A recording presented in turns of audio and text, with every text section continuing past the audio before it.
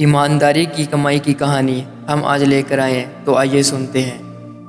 पहली बात तो यह है कि ईमानदारी की कमाई फजूल खर्च करने के लिए होती ही नहीं है। वास्तव में ईमानदारी और मेहनत से जो कमाया हुआ धन है वह उतना ही होता है जिससे पेट भरा जा सके, परिवार का पालन पोषण किया जा सके। अगर इससे ज़्यादा होता है तो ईमानदार व्यक्ति का यह कर्तव्य होता है कि वह स्वयं के बच्चों के लिए ही नहीं अपितु लोक मंगल के कार्यों में ज़रूरतमंदों के सहायता में उस धन को खर्च करे। पिता की कमाई बेटा क्यों खाएगा? वह अगर समर्थ है तो पिता के बाद पिता की कमाई को माता पिता के श्राद्ध में ही लगाना चाहिए। ईमानदारी का तकाज़ा तो यही है और बेईमानी का यह है कि हमारे माता पिता जो धन छोड़ गए हैं वह हमारे लिए ही खर्च होना चाहिए। अगर माता पिता जीवित हैं तो बच्चे उनसे झगड़ा करते हैं कि आपने हमें पैदा किया है तो आपका कर्तव्य होता है, फ़र्ज़ होता है कि हमारा धन लाइए। क्यों लाइए? किस कारण से लाइए? किसके लिए लाइए? इसकी वजह बताइए। जबकि पढ़ा लिखा कर नौकरी से लगा दिया है, शादी ब्याह भी कर दिया है, हर दृष्टि से योग्य बना देने के बाद भी आपको माता पिता धन क्यों दे? बताइए। बेईमानी कहती है कि धन देना चाहिए और ईमानदारी कहती है कि नहीं, जो कुछ भी है उसका उपार्जन हमने नहीं किया है, वह हमारे माता पिता का है। तो यह धन उन्हीं के निमित्त लगना चाहिए, श्राद्ध के रूप में लगना चाहिए। श्राद्ध का मतलब भोज नहीं होता है कि हम उस धन को भोज में मिठाई खिलाने में, पान खिलाने में खर्च कर दें।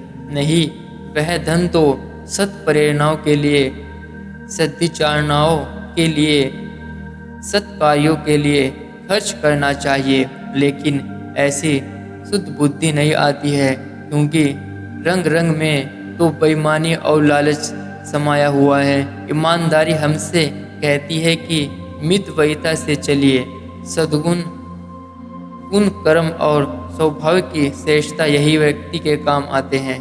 यह ईमानदारी के अंतर्गत आते हैं और शर्मशीलता, मितव्ययिता और शिष्टाचार यह भी ईमानदारी के अंतर्गत आते हैं। इन गुणों को ग्रहण करना चाहिए और जहाँ बेईमानी का पुत लगा रहा है, जहाँ ईमानदारी पर शक है, उसको ग्रहण नहीं करना चाहिए। एक पेड़ पर हंस का एक जोड़ा बैठा था। हंस और हंसनी दोनों आपस में बात कर रहे थे। हंसनी कह रही थी कि राजा जनक बड़े दानी है और हंस कह रहा था कि नहीं, रेकिए है। रेकिए माने गाड़ीवान। जब दोनों बात कर रहे थे तो राजा जनक वहाँ सुन रहे थे। राजा जनक ने जैसे ही ऊपर की ओर निगाह उठाई, हंस हंसनी का जोड़ा वहाँ से उड़ गया।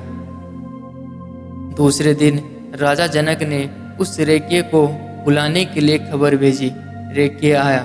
राजा ने सोचा, हंस और हंसिनी जो बात कर रहे हैं, मेरा और उसका मुकाबला कहाँ। राजा ने उसको बहुत सारा धन दिया और कहा, तू तो साधारण किसान है ना?